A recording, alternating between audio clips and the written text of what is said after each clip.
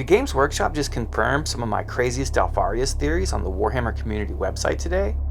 Why yes, I believe they did, and I couldn't be happier.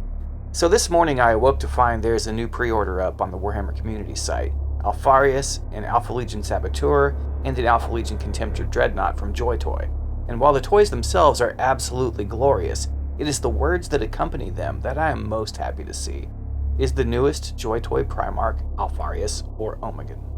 Games Workshop went out of their way to let us know some of the things the community thinks about the Primarch are true, or at least could be interpreted as true, and it would be no more right or wrong than interpreting them as false at this point.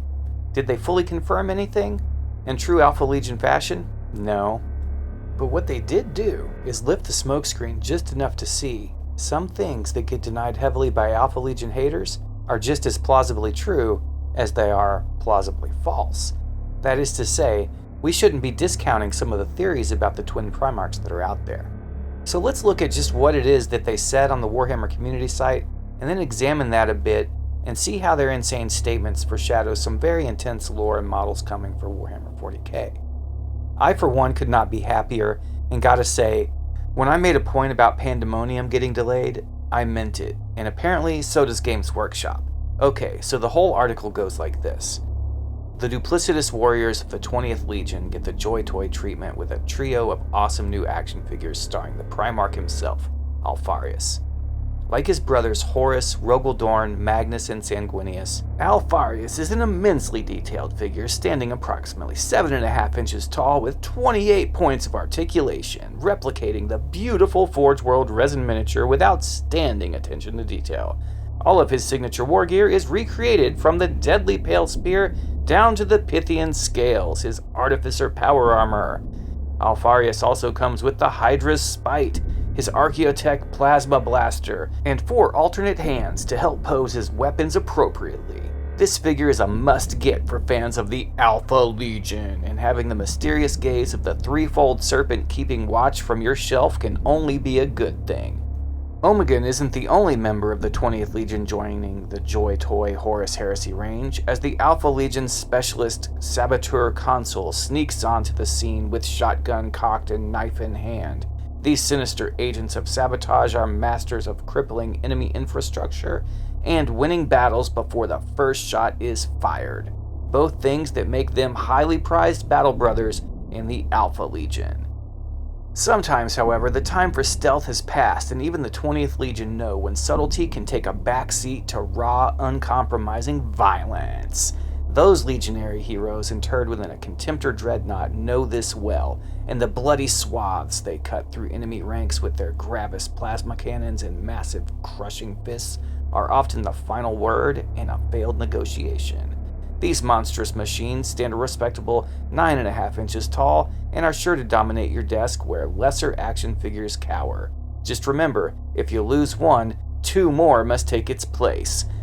Okay. So notice how they just switched between Alpharius and Omegon. They used both names in an either-or kind of way for the title of the article too. And they made sure to tease us with the third head of the Hydra, mentioning the threefold serpent title.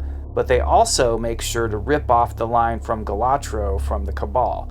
Sever one head and 2 more shall take its place. Just remember, if you lose one, 2 more must take its place. So, after teasing us with the Pale Spear on the Warhammer community site, and after delaying Pandemonium to bring the monumental events that will occur in the final book in the Eisenhorn vs. Ravener war to a head at just the right time, coordinating the lore and the tabletop coming together in a real way, Games Workshop continues to tease the community in a playful way, suggesting to those of us who see the writing on the wall that we are onto something. Yes, we know that Alpharius is coming back, not just because of the Pale Spear on the community site, but because of the whiteboard that Rob and Max were writing on last year and putting post-it notes on during the Nova Open livestream. That part where they were showing the 2025 roadmap for Warhammer 40k. And so far, everything else on that roadmap has come to pass. Fulgrim, the Emperor's Children, the Eldaria Krieg finally getting a range. They played it off as if they were being cheeky, but every single thing on that whiteboard so far has come true, and they deleted the video from YouTube and the Warhammer community page. So following their roadmap, what do we have left? Well, it had Alpharius Omegon on its own separate post-it note. There was another note that said specifically, all the Chaos Primarchs come back. Why wasn't Alpharius included in that? Fulgrim, Alpharius, and all Chaos Primarchs. Okay, that means that Lorgar and Perturabo should be on the way as well. Does that mean Kurz? Horus? I don't know.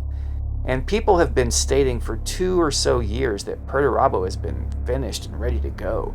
That they're just holding out for the right narrative, like with the Lion and Angron. So what is all this leading up to? Phoenix Lords, full Krieg range, all the Primarchs. By the way, the board said Russ is next for Loyalists. It is also coming to a massive head. And if we look at real-world timing, what does all this coincide with? Warhammer 40k is about to turn 40 years old.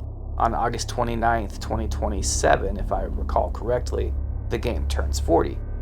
Now, there are some seriously outrageous rumors surrounding this, and the narrative we are heading into now, and the narrative that is being wrapped up in pandemonium, is like the prologue to what we're going to see. And I believe this rumor myself because of the literal yellow brick road they've paved of teases and hints throughout the lore, the games, and the Warhammer community site.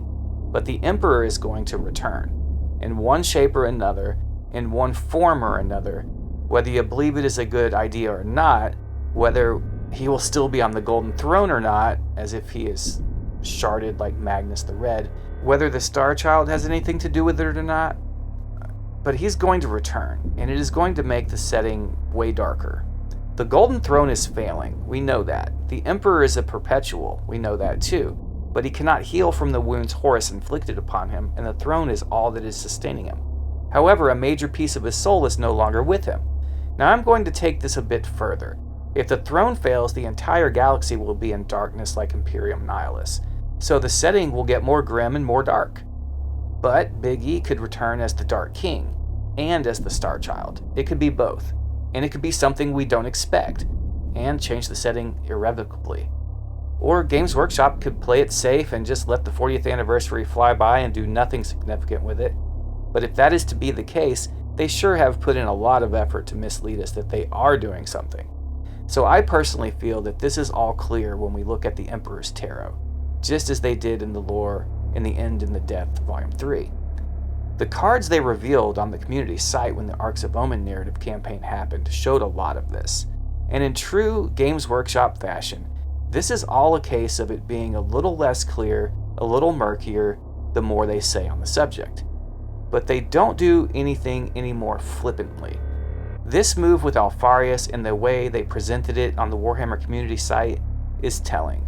What I derived from that is that we will probably see both Alpharius and Omegon eventually, and that still won't break canon with the fact that Dorn massacred one of them.